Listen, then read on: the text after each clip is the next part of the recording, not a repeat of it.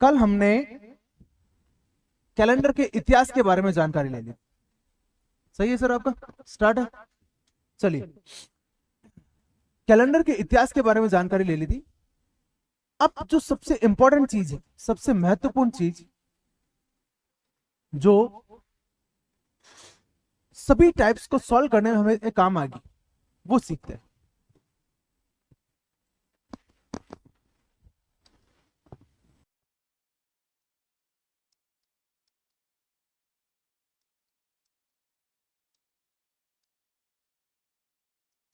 विषम दिन या ऑड डेज, यही है अपना मेन सबसे इंपॉर्टेंट चीज जो है, वो यही है। ये समझ में आ गया मतलब कैलेंडर समझ में आ गया। कैलेंडर का पूरा गेम केवल इसी पर है, विषम दिन पे। ये क्या है देखो समझे। आज क्या डेट है? 1 सितंबर, है ना। और वार क्या है आज का? ठीक है। अगर मैं आपसे पूछ लूं कि बताओ 10 सितंबर को क्या वार होगा, तो निकाल सकते हो क्या? क्या होगा?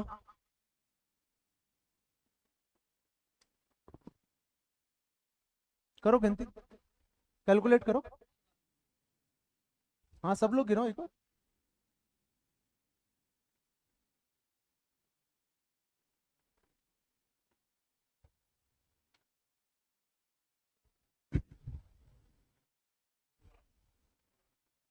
ठीक है, मंगलवार बुधवार जो भी है, मंगलवार। चलिए देखो समझते हैं। देखो 1 तारीख है, यहां से आगे चल लूं मैं। 2 3 4 5 6 7 8 9 10। 10 तारीख के लिए भी मैंने लाइन खींच ली। ओके, अब देखिए रविवार से आगे गिनना है। सोम मंगल बुध गुरु शुक्र शनि रवि सोम मंगल, यही था ना। क्या वार आ रहा है? मंगलवार ही आ रहा है। ये कुछ गलत किया हमने? सही है। बुधवार के करा रहे रामनगर कहीं गलत गिन रहे हैं। सही है, थे गलत गिन रहा था।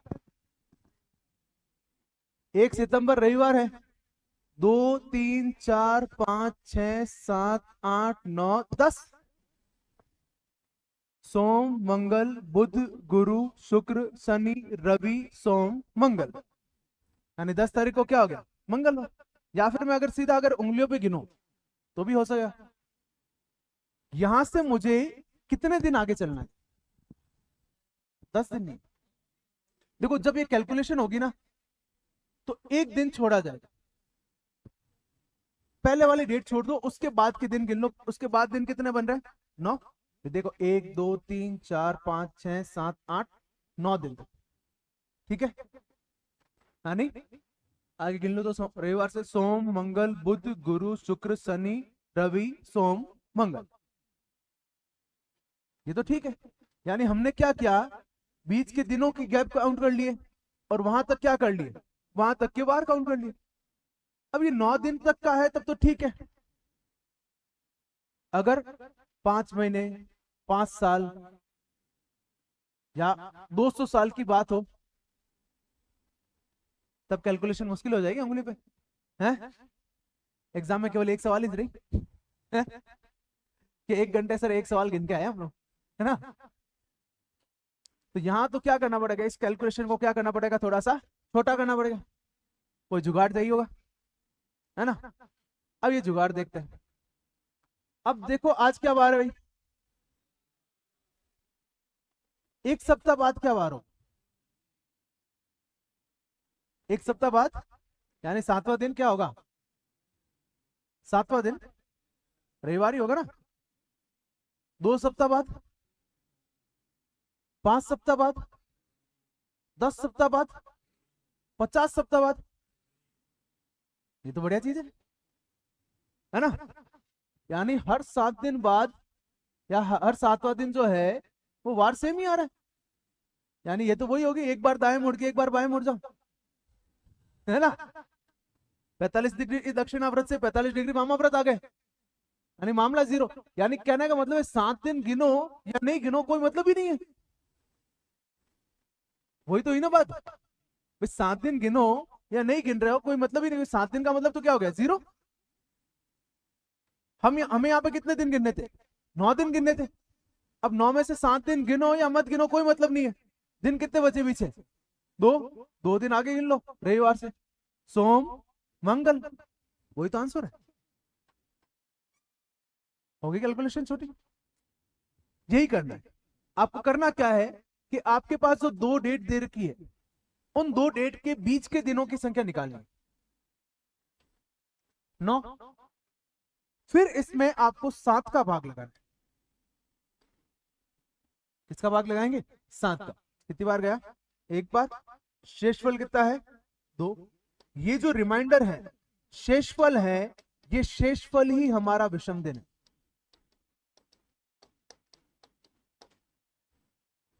आपको दिनों की संख्या निकालनी है, दिनों की संख्या निकाल कर उसमें 7 का भाग लगा दो। जितना शेषफल बच रहा है, भागफल से कोई मतलब नहीं हमें, है ना। शेषफल से मतलब है, रिमाइंडर से मतलब है। तो शेषफल है वही हमारा क्या कहलाएगा, विषम दिन। और यहां से उतने दिन आगे, विषम दिन 2 आया, रविवार से 2 दिन आगे जोड़ लो, सोम मंगल, वो आपका आंसर होगा। दैट्स इट, आसान है। हेडिंग लगाओ विषम दिन, ऑड डेज। दिनों की संख्या में 7 का भाग लगाने पर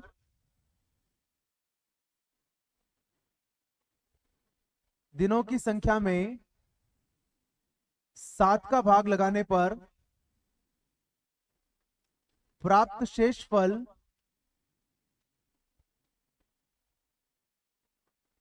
दिनों की संख्या में 7 का भाग लगाने पर प्राप्त शेषफल को ही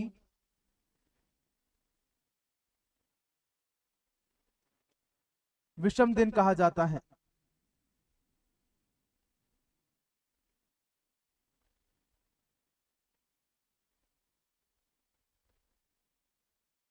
the remainder obtained, sorry English में भूल गया। The remainder obtained after dividing the number, the remainder obtained after dividing the number of days, the remainder obtained after dividing the number of days by 7 is called odd days. The remainder obtained after dividing the number of days by 7 is called odd days. दिनों की संख्या में 7 का भाग लगाने पर प्राप्त शेषफल ही विषम दिन कहलाते हैं। ये एक एग्जांपल लिख लो ताकि याद रहेगा। चलिए अब कुछ प्रमुख विषम दिन जो है, ऑड डेज जो है, वो कैलकुलेट करते हैं। देखो पहले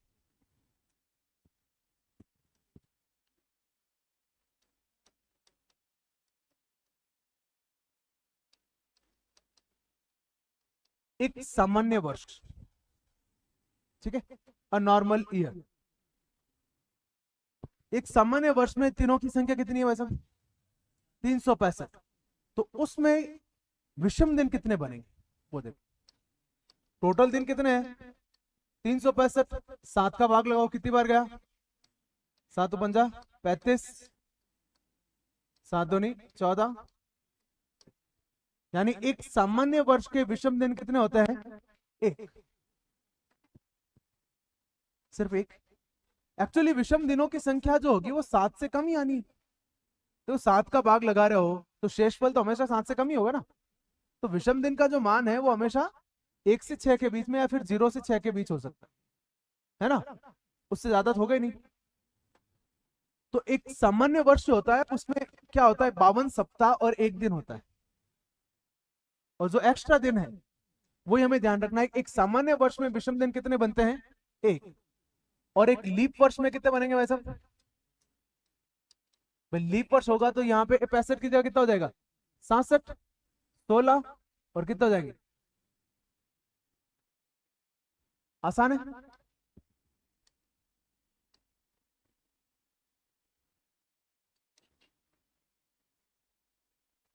अब चलते हैं महीनों पे। ठीक है, ये कॉन्सेप्ट पता है?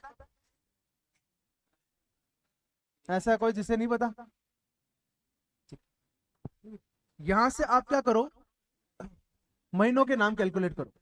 जनवरी, फरवरी, मार्च, अप्रैल, मई, जून, जुलाई। जुलाई यहाँ पे, फिर वापस अगस्त यहाँ से शुरू करना। अगस्त, सितंबर, अक्टूबर, नवंबर, दिसंबर। अब इसमें जो महीना आपने ऊपर की ओर काउंट किया है उसमें 31 दिन होंगे, जो नीचे काउंट किया है उसमें 30 होंगे। फरवरी एक अपवाद है ही है, वो दुखी आत्मा अपना अलग रहेगा वो, है ना? तो बाकी वाले में जो ऊपर कैलकुलेट हो रहा है उसमें 31 दिन है, जो नीचे की ओर कैलकुलेट हो रहा है उसमें 30 दिन। फरवरी के 28 या 29 के बारे में हम लोग जिक्र कर चुके हैं। तो एक एक चेक करते हैं, पहले जनवरी की बात करते हैं। देखो जनवरी में दिन कितने हैं भाई साहब? जनवरी में दिन कितने हैं? 31। तो विषम दिन कितने बनेंगे? 7 का भाग लगा लो, 7 चौक 28, शेषफल कितना हो गया? 3। फरवरी की अगर मैं बात करूं तो फरवरी या तो 28 की होगी या 29 की होगी। 28 की हुई तो 0, 7 का भाग पूरा पूरा जाएगा, और 29 की होगी तो 1। तो फरवरी के लिए विषम दिन 0 या फिर 1। मार्च, मार्च में कितना हो जाएगा? 3। अप्रैल, अप्रैल का महीना कितने का होगा? 30 का, 30 यानी 2। मई, जून, जुलाई, अगस्त, 3 ही होगा। जुलाई भी 31 का महीना है, अगस्त भी 31 का है। अगस्त 3, सितंबर 2, अक्टूबर, नवंबर, दिसंबर 2। कौन बोले?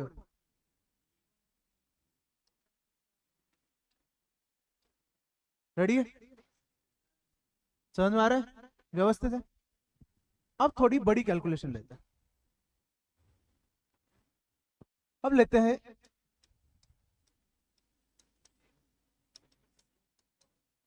1 से 100 वर्ष। कैलकुलेशन करना क्या है? ज्ञात वही कर रहे हैं, क्या करना है? विषम दिन निकालना। और कौन से 100 वर्ष है? ये प्रारंभिक 100 वर्ष। ठीक है, शुरू के जो 100 वर्ष है ना, उनके विषम दिन निकालने। ठीक है, देखो इधर। वर्ष कितने हमारे पास टोटल? 100। इन्हें हम दो भागों में बांटेंगे, 50-50 नहीं, सामान्य और लीप। सामान्य वर्ष और लीप वर्ष। तो बताओ कितने सामान्य बनेंगे और कितने लीप बनेंगे?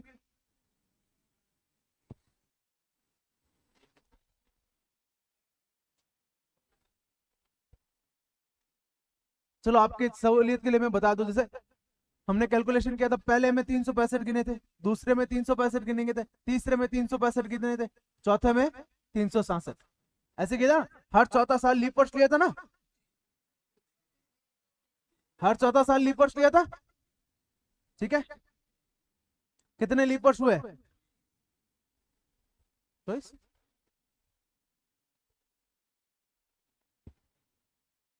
डाउट है कुछ? चलो लिख लेते हैं एक बार। लीप वर्ष कौन कौन से होंगे वो लिख लेते हैं। 4 बनेगा, फिर 8, फिर 12, 16, 20,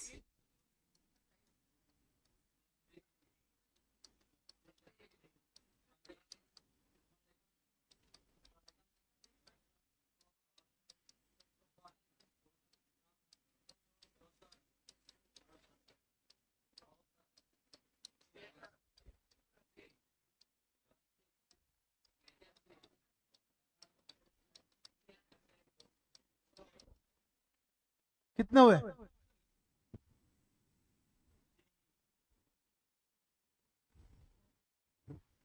कितने बने?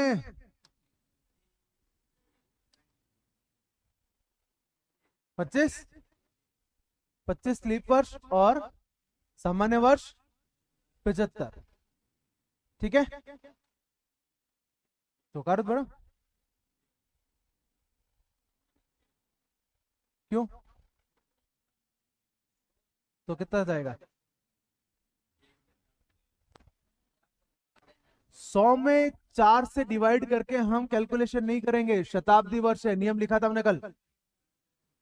शताब्दी वर्ष को 100 से नहीं 400 से डिवाइड करेंगे हम लोग, और 400 का भाग नहीं जाता, तो 100 जो है वो लीप वर्ष नहीं है, इसलिए सारे लिखे हैं, ध्यान रखना। यहाँ पे इससे पहले वाले जो चॉइस है वही लीप वर्ष बनेंगे, 100 लीप वर्ष नहीं बनेगा। क्यों? क्योंकि वहां पर 4 से नहीं 400 का भाग देना। तो लीप वर्ष कितने बने वैसे आपके? 24। और सामान्य कितने बने? 76। ध्यान रखना इस चीज का। ओके, फिर अभी हमने पढ़ा है, हमें कैलकुलेशन क्या कर, हम कैलकुलेशन क्या कर रहे हैं? विषम दिन की। हम कैलकुलेशन क्या कर रहे हैं? विषम दिन की। अभी हमने पढ़ा एक सामान्य वर्ष का विषम दिन कितना होता है? एक सामान्य वर्ष का विषम दिन 1, और एक लीप वर्ष का विषम दिन 2। तो 76 सामान्य वर्षों के विषम दिन कितने हो जाएंगे? 76। भाई एक सामान्य वर्ष में एक विषम दिन है, तो 76 सामान्य वर्ष में कितने हो गए? 76। एक लीप वर्ष में 2 विषम दिन है, तो 24 में कितने हो जाएंगे? टोटल कर लो। 100 सालों के विषम दिन कितने बने? 124। और जब भी विषम दिन की संख्या 7 से ऊपर जाए, आप पुनः 7 का भाग लगाएं। अभी मैंने आपको बताया विषम दिन जो है वो क्या होंगे? 0 से 6 के बीच में ही बनेंगे। 7 का भाग लगाओ। क्या है शेषफल? कितनी बार जाएगा?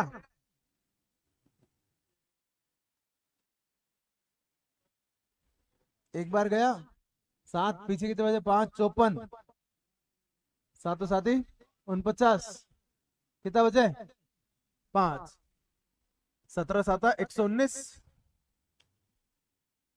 17 बार भाग जाएगा, शेषफल क्या बचा? 5। 100 सालों के विषम दिन कितने बन रहे हैं? 5। हाँ भाई, कहीं कर रही हो तुम? कहीं देख रहे हो? नोट्स वोट्स देख रहे हो? मोबाइल देख रहे हो? कहीं देख नहीं चाह रही हो? हाँ, बता मनी यार, कहीं चेक करिए, मोबाइल चेक करिए, फोन है बहुत इंपॉर्टेंट, तो बच क्यों चेक करिए? फोन साइलेंट रखो या स्विच ऑफ रखो और बैग में रखो। बिनो हीक देख, हीक बिनो देख। देख रहे, ज्ञान बांटना तुरंत। हाँ, फोन साइलेंट और डेस्क पे मत रखो, ठीक है? फोन से जितनी डिस्टेंस रखोगे उतना बढ़िया है। पढ़ाई करते समय भी ये होता है, ठीक है? आप ना चाहोगे तो भी फोन ले लोगे और थोड़ा टाइम वेस्ट कर लो, और पढ़ रहे हो सबसे बढ़िया है या तो फोन को अलमारी में रख के फिर बाद में पढ़ने बैठो। बहुत बहुत कॉमन बीमारी है आज की स्टूडेंट की, सबसे बड़ी समस्याओं में से एक है मोबाइल फोन, और इससे एक ही चीज से दूर हो सकता है, वो आपका है पेशेंस। आप में अगर धैर्य है तो ही आप कर पाओगे, बाकी कोई मोटिवेशन काम नहीं करना है, कोई दूसरी चीज काम नहीं करनी। क्यों? क्योंकि ये चीज आपके पास रहेगी हमेशा, है ना?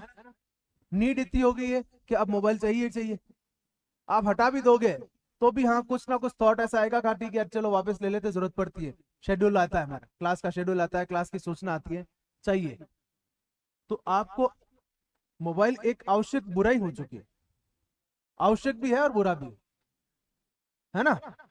तो इसलिए इससे, जैसे मैं पढ़ता था मैं यही करता था, जैसे मेरे जब एग्जाम होते हैं, एक तो सोशल मीडिया ऐप मेरे मोबाइल से तुरंत डिलीट होते हैं, व्हाट्सअप इंस्टा फेसबुक ये मेरे मोबाइल में होते हैं।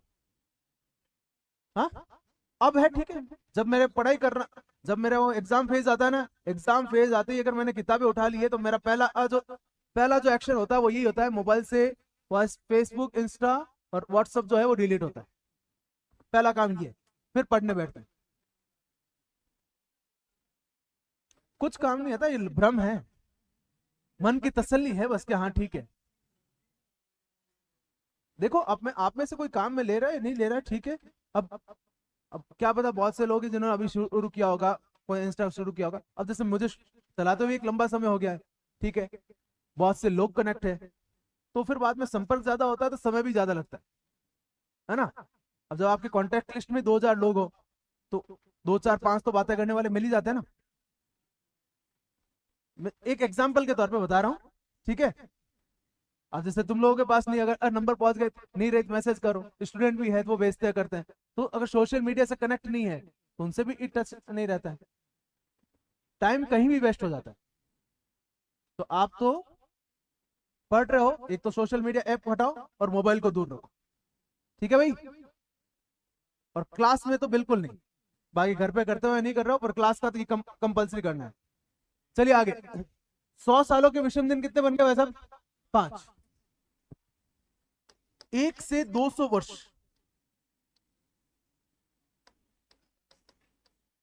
यानी ये शुरू वाले 200 वर्ष। अब इसको कैसे करेंगे कि इसमें हम 100 सालों के 2 टुकड़े कर लें, कि 100 सालों के विषम दिन तो है ना हमारे पास, तो 200 सालों के कितने हो गए भाई? 5 + 5 10/7। 10/7 कितना हो गया? क्या संडे की एनर्जी डाउन है कि जान लो करी? तो एक्टिव रेंज क्यों नहीं पड़ रही हो? क्या समझ में नहीं आ रही हो तो बोलो, आगे थोड़ा एक्टिव रहो। और 1 से 300 वर्ष की बात करें तो 100 सालों के कितने टुकड़े बन जाएंगे? 100 + 100 + 100। 5 + 5 + 5 कितना हो गया? 15/7। 15/7 1। 1 से 400 वर्ष कितना हो जाएगा? 100 + 100 + 100 कितना बना?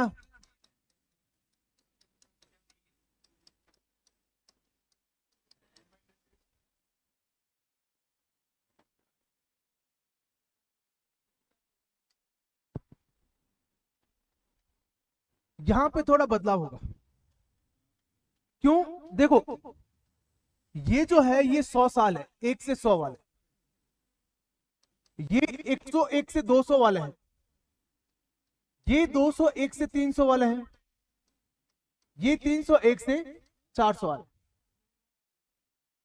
इसमें 100 जो है वो लीप वर्ष नहीं है, 200 जो है वो लीप वर्ष नहीं है, 400 का भाग नहीं जाता।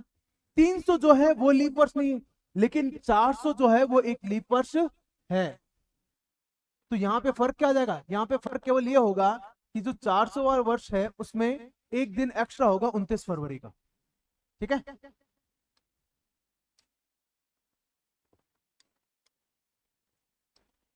तो यहां पे एक दिन एक्स्ट्रा जोड़ेंगे हम लोग।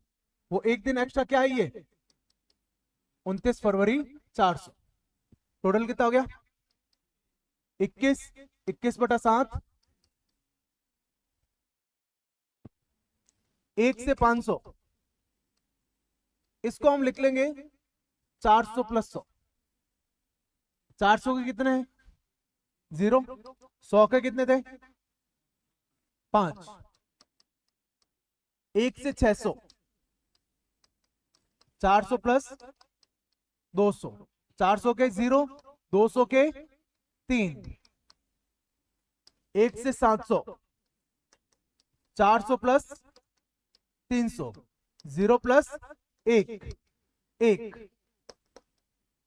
1 से 800, 400 + 400, 0 + 0। 53 10 कंटिन्यूसली रिपीट होता रहेगा। 53 10 वाला जो ये फॉर्मूला है ये कंटिन्यूसली आपके रिपीट होता रहेगा। आगे 900 होगा तो 900 में कितना हो जाएगा? 5। 1000 में 1100, 1200, 1300, 1400, 1500, 1600, 1700, 1800, 1900, 2000। 2000 सालों की कैलकुलेशन उंगलियों पे है। ठीक है, जहां अभी 9 दिन गिनने में दिक्कत हो रही थी, 2000 साल तो हमने डायरेक्टली कैलकुलेट कर ही लिए, 2000 सालों के विषम दिन तो हमने गिन ही लिए, उससे बाहर तो क्या ही सवाल जाना है। ठीक है, लिखिए।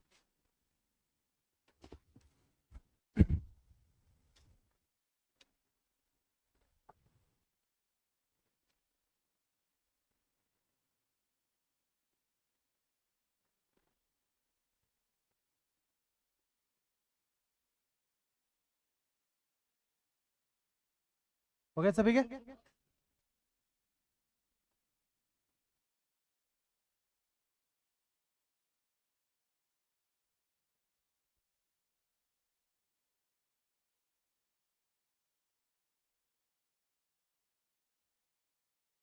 ठीक है, हो गया। 53 वाला फॉर्मूला समझ में आ गया सभी को? चलिए अब शुरू करते हैं चैप्टर टाइप 1।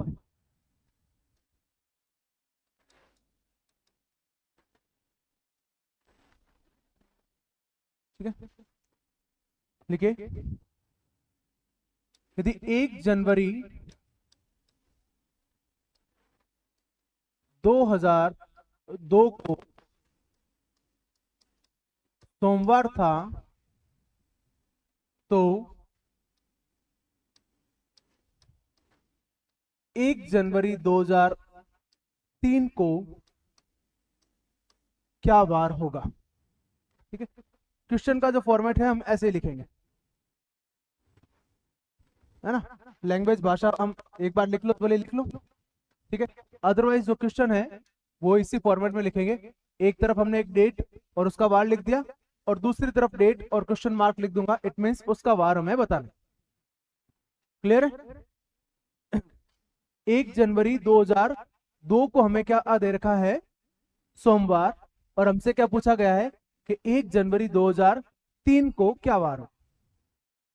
तो पहली चीज जो हमें देखनी है वो ये देखनी है कि 2002 जो है वो एक सामान्य वर्ष है या लीप वर्ष है। तो इसके लिए क्या करो, 4 का भाग लगा दो। नियम हमने पढ़ा ही है। 2002 में किसका भाग लगाएंगे? 4 का। 4 × 5 = 20, 0 उतरेगा, यहाँ 0 हो जाएगा।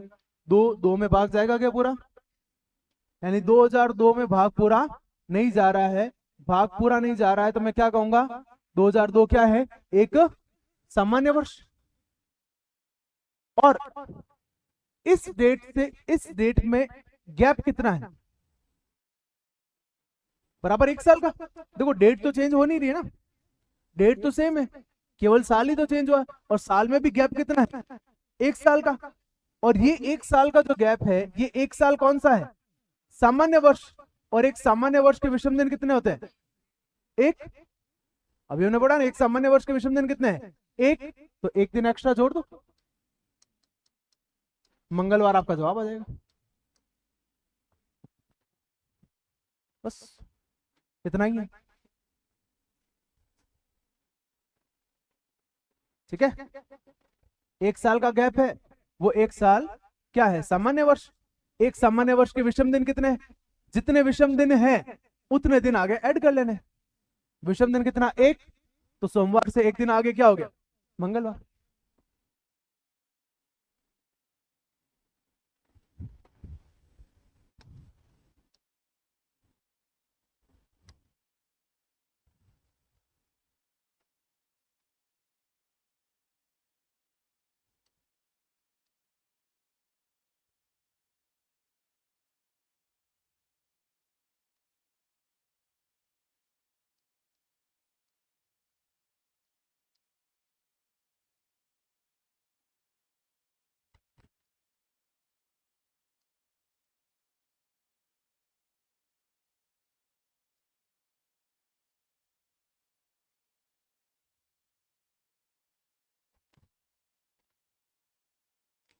अगला प्रश्न, 15 जुलाई 1975 को क्या दे रखा है आपको?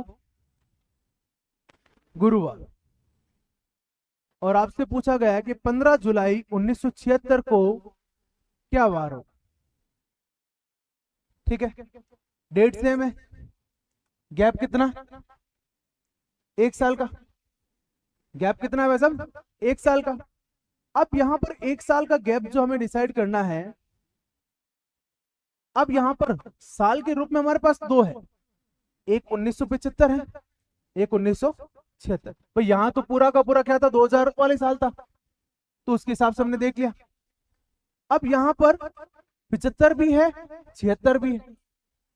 अब किसके हिसाब से चेक करें, देखो 75 में तो भाग जाएगा नहीं, क्यों, विषम संख्या आ गई। 76 में देखो भाग जाता है क्या,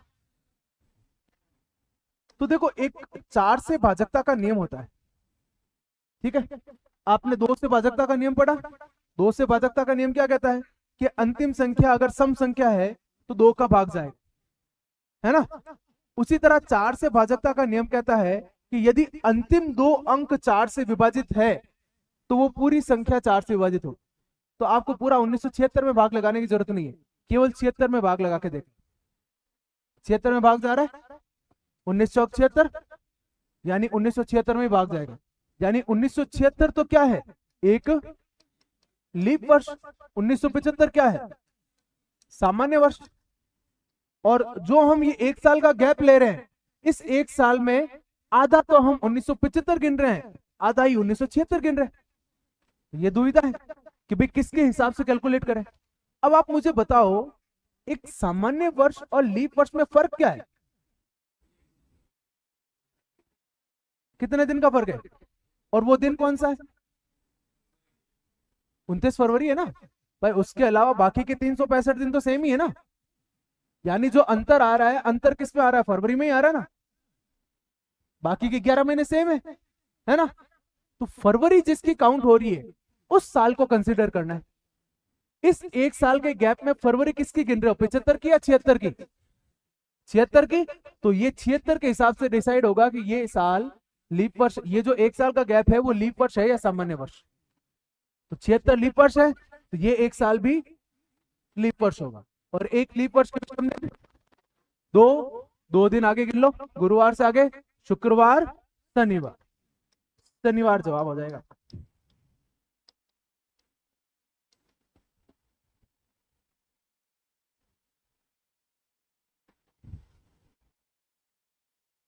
कोई डाउट है,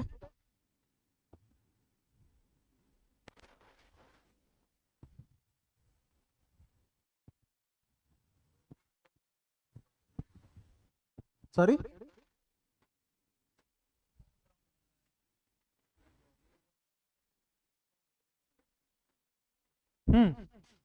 ये जो अंतराल था, 1 साल का अंतराल था, इसमें फरवरी किसका गिना हमने, 75 का गिना, 76 का गिना, 76 का गिना। तो 76 के हिसाब से हम देखेंगे, 76 लीप वर्ष है तो ये अंतराल भी जो है एक लीप वर्ष काउंट होगा, यहाँ पे विषम दिन 2 गिना जाएगा। यस प्लीज,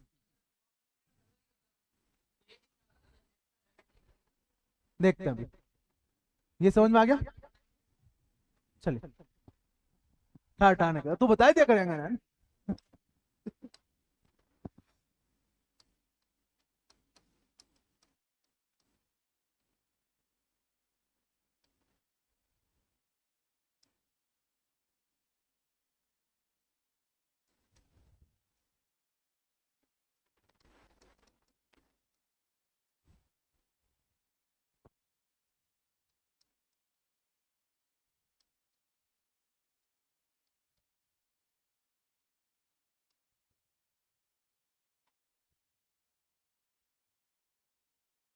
अब ऐसा के सर, अभी आपने बताया फरवरी जिसकी गिनेंगे उसके हिसाब से देख लेंगे। अब यहाँ तो आधी फरवरी 56 की आ रही है, आधी फरवरी 57 की आ रही है ना। आधी फरवरी 56 की आ रही है और आधी फरवरी 57 की आ रही है। और भाई साहब फरवरी के भी तो 28 दिन कॉमन है ना दोनों में। फरवरी के जो 28 दिन है वो सामान्य वर्ष में भी आएंगे, लीप वर्ष में भी आएंगे। फर्क क्या है, 29 फरवरी का। अगर आपने जो अंतराल लिया है उसमें कहीं 29 फरवरी काउंट हो रही है तो लीप वर्ष ले लो, और 29 फरवरी काउंट नहीं हो रही है तो यहां से वहां तक कैलकुलेट करोगे। तो अब पहले देखो 56 और 57, 57 तो सामान्य वर्ष है, 56 लीप वर्ष है या सामान्य हो जाएगा।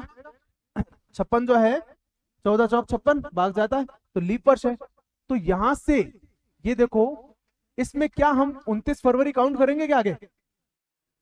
56 वाली 29 फरवरी काउंट करेंगे? तो ये जो एक साल का गैप होगा, इस एक साल को हम लोग लीप वर्ष मानेंगे।